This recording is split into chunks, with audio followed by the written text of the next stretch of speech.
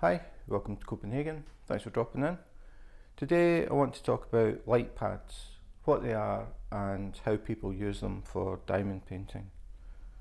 So first things first, this is a light pad. This is an A4, which is the smallest size. They also come in A3 and A2. The A4, price wise, you're looking at somewhere between $15 and $45 depending where you buy them. A3, $40 to $50, and A2, $70 to $140. So the way that these work is they go underneath your diamond painting and you switch them on, they light up and you can see the numbers and the letters and the symbols a lot clearer than without one, but I'll show that in a bit. So I use an A4, the smallest one. The thing about the light pads, they're good because they light up behind, you'll see it in a bit, but there is one thing that I keep hearing about, and it's the connector in the side here. A lot of people, over time, these connectors tend to be pretty flimsy, and if you're constantly plugging, unplugging, it gets loose and eventually it doesn't work. It seems to be a very common thing because they aren't very thick, as you can see. They're relatively thin.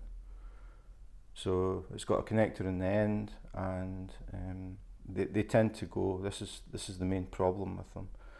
So when you get it, you'll get a USB cable, and it has this type of connector in the side. But what I've done is I've found a better system, and I use a magnetic USB cable. So instead of having the normal sort of connector that you can see, it has this thing, which is a magnet. So that has, on the opposite side, it has the normal plug. So it's plugged in, and now it sits like this. Now the advantage of that is that you don't need to unplug it. Once it's plugged in, that's it. So you've got no plugging, unplugging. Sometimes what people do is they just don't disconnect the cable. So you have this sticking in the side, and again, it's a very thin thing. You've got this sitting on it. If this gets knocked or bumped, there's a chance it's going to damage the connection. So the way that I got around that is I bought one of these magnetic cables. So the connector, as I said, looks like this, and then the cable end looks like that, and these are both magnetic. So when I put them together, it's a magnet. Now the advantage of this is if anybody trips over the cable or pulls on it, it just comes off. It doesn't damage the connector. So really clever idea. I'm glad I got it. So that might be something worth thinking about.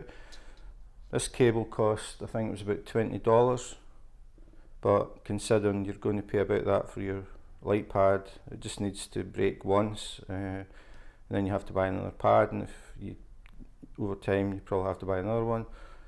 So I think in the long term, if you're going to be doing this a lot, I think it's a wise investment. So this is the way that I get around it. Works very well. Like I said, I leave it plugged in, and the one that I got, it comes in a fancy little bag, and this is the cable as it comes. I ended up buying a few more because I thought it was such a good idea that I use it for my iPad and my phone. So you just leave the little connector plugged in. But it also comes with 3 different connectors, and it comes with this little metal disc that you can stick somewhere, and then you can keep all your connectors together somewhere. So you can see it has the different connectors. So the one that I'm using is this one, but if I wanted to use it on my iPhone, I can plug that in. So I could have, and my iPad has this connector, So basically I can have this plugged into the light pad, I can have this plugged into my iPhone, this plugged into my iPad, and I only need one cable. So I just move the cable about from each thing if I want to charge them. So really clever idea. I just thought I would mention it. It might save people a few dollars.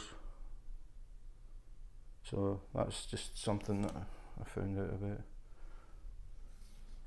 So anyway, we'll get to the cut to the chase. So the way that I use it is I use a power bank. So the cable is plugged in, well, stuck to this side, and the power bank. Now you can plug it into the mains, but the problem with that for me is that where I work isn't near the wall, so I would have a cable going across the room, which isn't the best idea. So the way that I do it is I use a power bank and I just set it beside the painting and I run the power from that. These draw very little power, so it lasts for a very, very long time.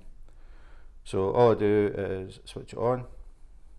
Oh, I was just too late. If I leave it too long, it switches itself off to save power, so I had just done that there. So there's 3 settings on this.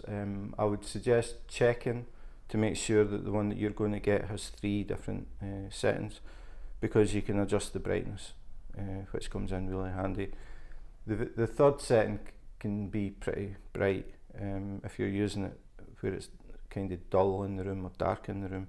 It's maybe a bit too much, so it's good to have the option. So you have off, first setting, middle setting. This is the one that I have it on all the time, and then the third setting. Now I know the phone compensates for the brightness, so I don't think you can really see the difference as much, but this is very bright, so it's too bright for me. I use the middle one, so on that one. So if I was going to start this, what I'll do is I'll show you on this one. I've just prepped up. I'm going to be starting this one after I finish doing this video. I'm going to do another YouTube video about starting a diamond painting. So this one's all prepped and ready to go. So what you do is pull back the protective sheet so you can see the diamond painting.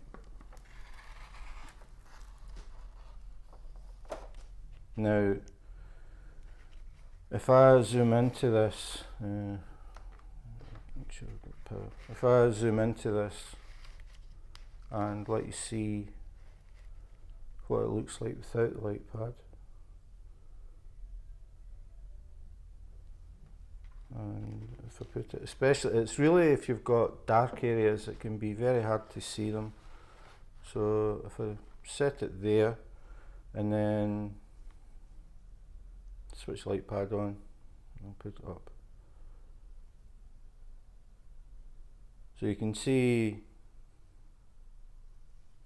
all the symbols are pretty clear, or very clear I would say. If I switch it off, not so clear, especially if I go for the dark areas.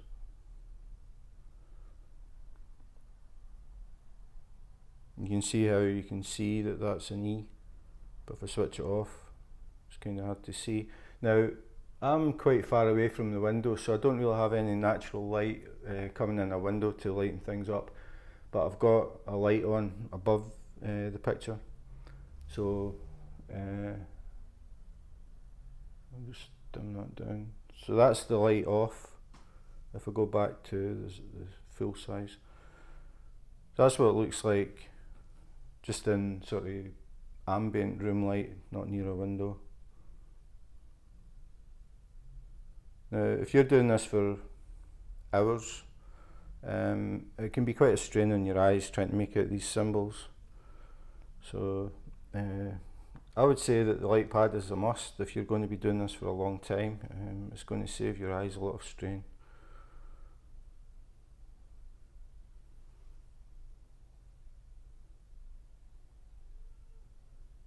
And so you can see the difference if I sort of do it half and half. And then zoom in a bit.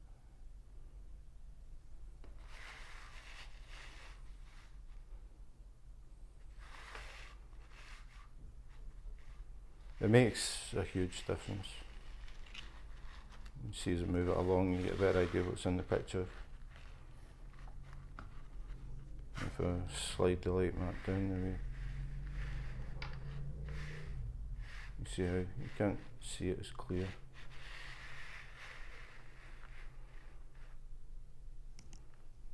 Just zoom in a little bit. So if I do that again, maybe set it half and half. More than half and half. But you can see the difference. Huge difference. So as far as should you get one, personally, if you think you're going to be getting into diamond painting and doing a few of them and spending hours on it, I would say it's a no-brainer, really. It's definitely going to be easier on your eyes than try to use a lamp shining down on it, because the light comes from underneath, so it doesn't strain your eyes as much, and you don't get any reflection.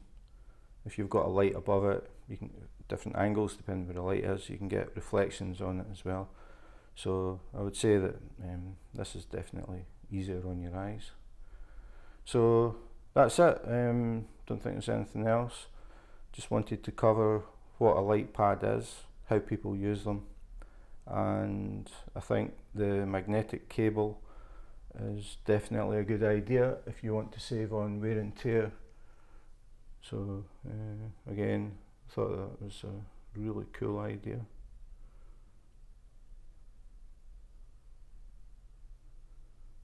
So thanks for watching. If you enjoyed the video and found anything of use, please subscribe, give me a follow, and you can see what happens next.